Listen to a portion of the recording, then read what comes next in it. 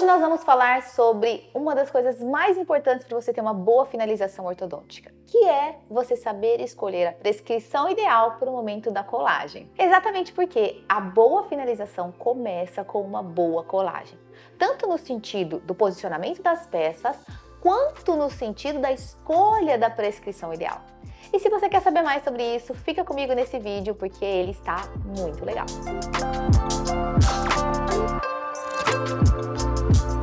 Em primeiro lugar, o que você precisa saber? Existem diferentes prescrições no nosso mercado, não é?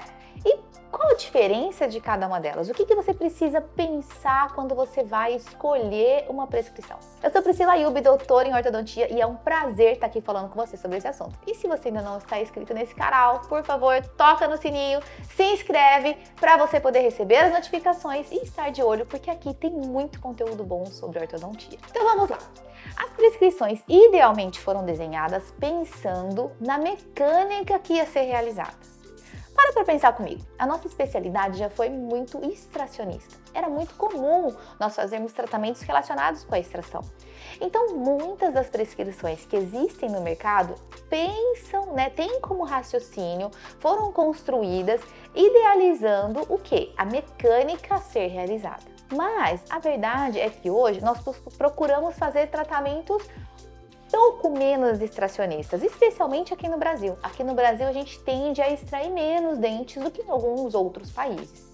E aí é importante você entender o quanto a prescrição consegue te ajudar na finalização do seu caso. Falando em prescrição, você precisa entender que elas vão mudar em relação à rotação, torque e angulação. Sendo torque e angulação as duas mais importantes que você precisa conhecer. Em relação ao torque, o que é importante você lembrar? Que o torque é um dos pontos mais fáceis da gente conseguir roubar durante o nosso tratamento. Aí você vai falar, como assim, Pri? Eu vou te explicar como assim. Pensa comigo. Para o torque acontecer, existe uma coisa que nós chamamos torque takes time. Ou seja, o torque demora para ser lido pelo nosso fio de nivelamento. A partir do momento que você insere um fio retangular na canaleta do seu bracket, não é no mês seguinte que você vai conseguir ver toda aquela leitura de torque. Muito pelo contrário, demoram alguns meses, em média, vamos dizer uns 3 meses assim, para você conseguir ver a leitura daquele torque. Seja um torque que você fez com o seu próprio alicate, um torque adicional, por exemplo, seja o torque da própria leitura do fio. Então pensa comigo, se você está usando brackets com slot 22 e você coloca um fio retangular 14 por 25, olha a folga que você tem aí. Esse fio retangular ele vai representar muito pouco na leitura do seu torque. Então, quando você colocar fios mais calibrosos, maior leitura de torque você vai ter, porque você vai preenchendo mais aquela canaleta. No slot 22, para você preencher bem a canaleta, você teria que pensar em usar um fio 21 por 25. Num slot 18, um fio 17 por 25 já daria já iria preencher de uma forma bem importante essa canaleta. Então existe isso também. A diferença do tamanho da sua canaleta vai diferenciar a quantidade de fios que você vai precisar utilizar na sua sequência de nivelamento ideal. Ok. Isso posto, você precisa lembrar que mesmo você inserindo um fio com maior calibre, por exemplo, um fio 19 por 25 na canaleta 22 ou um fio 17 numa canaleta 18, você precisa entender que esse torque, mesmo com a canaleta mais preenchida, ele não será lido de um mês para o outro. Você precisa de mais tempo para aquela leitura de torque. Portanto, se a leitura de torque for desejada, você precisa ter paciência e esperar aquele torque ser lido. Agora, se você não quiser tanta leitura de torque, você rouba como? Evitando fios tão calibrosos, deixando mais folga. Então, numa canaleta 19, você vai até o 17, entendeu? Olha como você tem uma folga maior ali e, consequentemente, uma menor leitura do seu torque. Vão existir casos que você não quer ter aquela leitura do torque que a prescrição inicialmente te dá.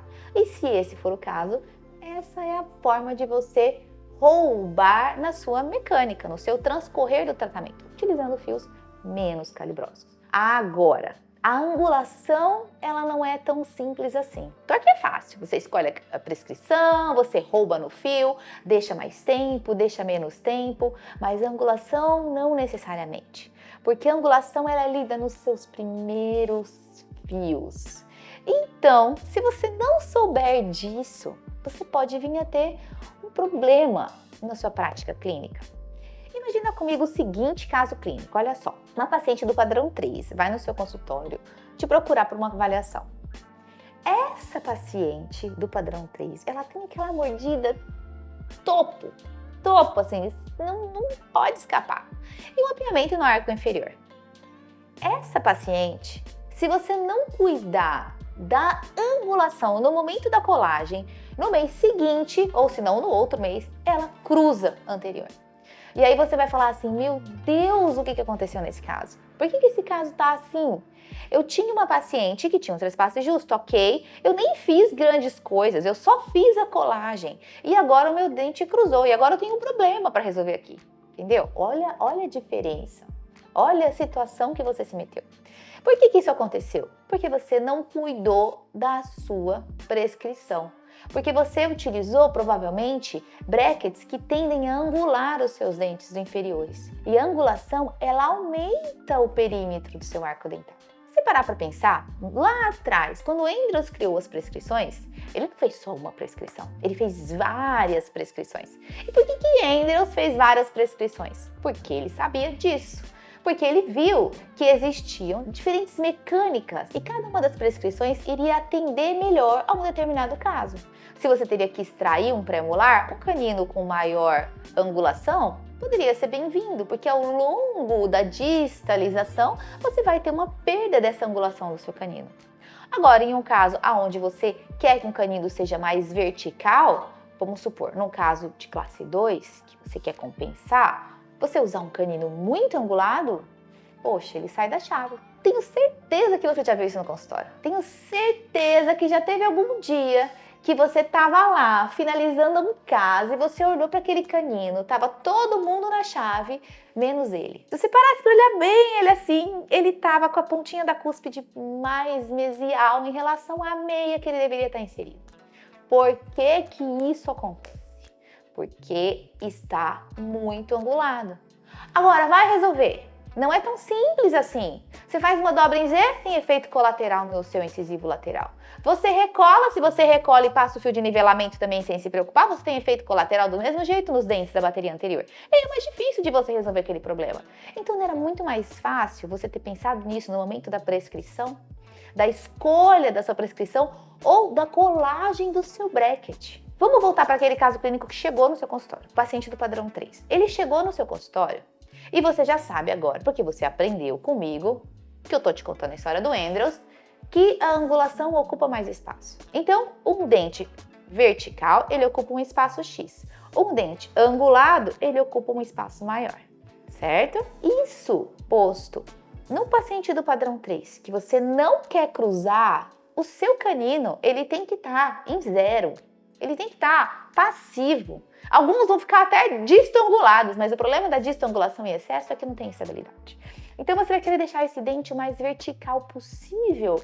Para quê? Para você evitar vir a ter problemas desse canino angular e aquela sua situação que já estava difícil vir a ser ainda mais complicada por conta de um aumento indesejado que você não quer, mas que você não pensou e aconteceu no perímetro do seu arco dentário. Então esse é o primeiro ponto. Por isso que muitas vezes, na mecânica de pacientes do padrão 3, o que a gente faz? A gente cola o canino zero e ainda a gente usa um elástico 5,16 leve, bem levinho. Para quê? Para manter aquele canino ali, ó, em pezinho durante esse início do nivelamento. Por quê? Porque a angulação ela é lida desde o início. Você colou, a angulação começa a ser lida. Então esse é um ponto que você precisa lembrar. Esse é um ponto que você tem que estar atento em relação ao seu tratamento. Outra coisa que pode te ajudar é o controle da protrusão. Além da angulação, você pode controlar como isso? Com stripping. Faz suaves strippings. O que é suave stripping? É no máximo 0,5 por A6. Não exagera, não exagera. Porque você não tá ali querendo fazer reanatomização de dentes. Se isso for necessário, você tem que pensar em outras condutas. 0,5 é o máximo que você poderia chegar dentro de mantendo condições seguras em relação à quantidade do desgaste que você vai fazer. Então, você cola caninos bem verticais, controla a protrusão dos incisivos com strip. Se necessário, corrige o sagital primeiro para daí incluir os incisivos. Você não precisa incluir todos os dentes de uma vez. Não, você não tem necessidade de incluir todos os dentes de uma vez. Então você pode colar para o seu paciente. Muitas vezes o paciente acha desagradável não ter os brackets na região anterior do arco inferior. Se isso for o caso, você cola, mas você não passa o fio de nivelamento. Controla o seu canino, ganha espaço para daí você incluir os seus incisivos. E isso tão importante será quanto maior o apinhamento que houver nessa região diante de pouco trespasse, né? Então a gente está falando de um caso difícil. Então, esse que é o planejamento que você tem que estar em mente. Aí você entende a importância da prescrição? Se você não cuidar, você cruza muito fácil. Agora, se você tem todos esses cuidados, o caso se resolve como mágica. Por quê? Porque você está controlando todos os parâmetros. O seu canino está bem vertical, você controla quando os seus incisivos vão se acomodar. Rapidamente você trata o seu paciente. Por quê? Porque foi bem planejado. Então, esse é o ponto principal. Veja que hoje a gente tenta fazer mecânicas mais enxutas. Você muitas vezes não precisa de um torque resistente de grandes angulações, você simplesmente quer trabalhar da forma mais rápida e eficiente possível para finalizar rápido aquela má oclusão e ponto. E aí, para isso, a prescrição pode ser uma grande aliada. Agora, vamos voltar a falar daquele canino da classe 2 que termina angulado. Por que isso acontece? Pensa comigo. Agora vamos virar a cabeça, né? A gente estava no 3, agora vamos para o 2, que é o contrário do 3. Então, no 2, o que você quer fazer? Você quer verticalizar incisivos e inclinar molares, tá? Quanto maior a sua discrepância esquelética, maior a sua quantidade de compensação. Numa face do padrão 1, seja classe 2, classe 3, você não precisa ter grandes preocupações em relação à quantidade de compensação. Por quê? Porque a base óssea está no lugar certo. O osso está certo, está resolvido. É fácil para a gente manejar enquanto ortodontista. Agora, diante de discrepâncias, e não é todo paciente que vai operar, vamos lá, né? Não é todo paciente que vai para cirurgia ortognática, a gente sabe muito bem disso. Você precisa saber que quanto maior a discrepância, maior a sua compensação. E aí mora um ponto importante. Se você não puder compensar, o seu paciente fatalmente precisa ir para a cirurgia. Você precisa ter isso claro na sua mente. Porque às vezes o paciente fala para você assim, doutora, mas eu não quero operar, eu não quero fazer cirurgia. E aí você precisa responder o que para ele? Então eu não consigo atingir uma boa qualidade de finalização do seu tratamento. Não seja inocente e pense que você vai conseguir camuflar grandes discrepâncias esqueléticas de forma dentária. Por quê? Porque isso não tem estabilidade em longo prazo, porque isso envolve você invadir o envelope ósseo de uma forma não saudável em longo prazo. Então é um paciente que em longo prazo passa a ter retrações, passa a ter sensibilidade, e aí a culpa é de quem? Do ortodontista, que não respeitou os limites ósseos no momento da compensação. Então, bater no peito e querer fazer grandes descompensações pode até parecer bonito numa foto do Instagram, mas para a vida real do consultório isso não é legal. E a gente vive do nosso consultório. O paciente te indica se você tratar bem um caso. Se você não tratar bem, o paciente não vai te indicar mais ninguém, entendeu? Porque ele vai ver que ele não está satisfeito. Esses dias eu vim atender uma paciente que ela veio para alinhador, tá? Ela veio para alinhador, uma queixa de incisivos, tudo. E ela falou, Pri, você sabe que eu tenho tanta sensibilidade. Aí eu falei, por quê? Ela falou, então, uma vez eu fiz um tratamento e me indicaram fazer uma cirurgia para tirar um pouquinho da minha gengiva. E assim, logo depois eu não senti nada, mas hoje em dia eu tenho retração em todos os dentes. E quando a gente avaliava a oclusão, ela tinha retrações significativas em todos os dentes. Será que isso ela iria ter Mas será que essa cirurgia não pode ter contribuído para isso piorar em longo prazo? Uma paciente jovem de 40 anos, né? Jovem não é uma criança, mas poxa, 40 anos ainda é jovem. Então, para retrações tão significativas, entende? Em uma oclusão normal, que aqui é apinhamento anterior. Então, entenda. A gente tem que tomar cuidado na quantidade de invasão do nosso envelope ósseo para a gente não vir a ter problemas futuros. Esse é um ponto que a gente precisa sempre ter como regra no nosso consultório, certo? Então, diante de grandes discrepâncias, maiores compensações. A partir do momento que o seu dente aceita a compensação, isso você vai ver na tele, na quantidade de inclinação dos seus dentes, tanto incisivo superior na maxila, quanto incisivo inferior na síntese, especialmente incisivo inferior na síntese, para ver o quanto você vai poder compensar.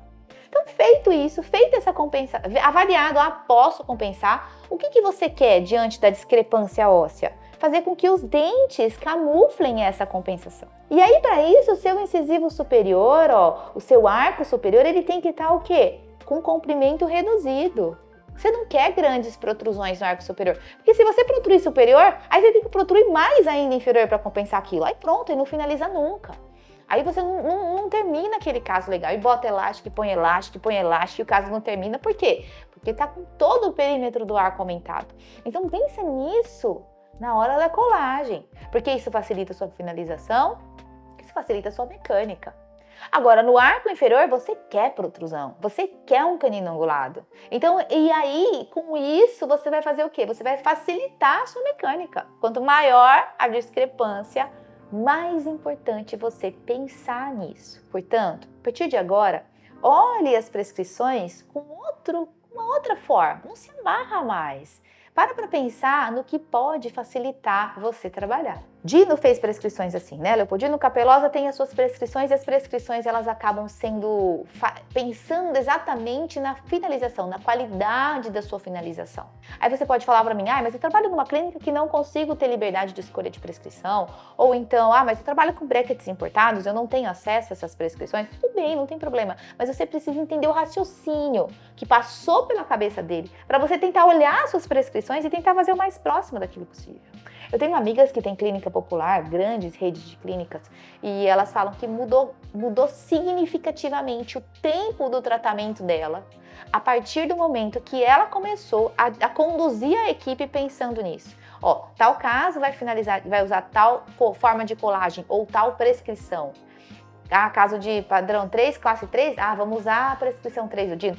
Enfim, ela começou a trabalhar de uma forma aonde ela olhava uma oclusão e pensava na prescrição escolhida. E aí, com isso, o tempo da clínica como um todo, a ortodontia como um todo, reduziu o seu tempo de tratamento e eles passaram a finalizar melhor.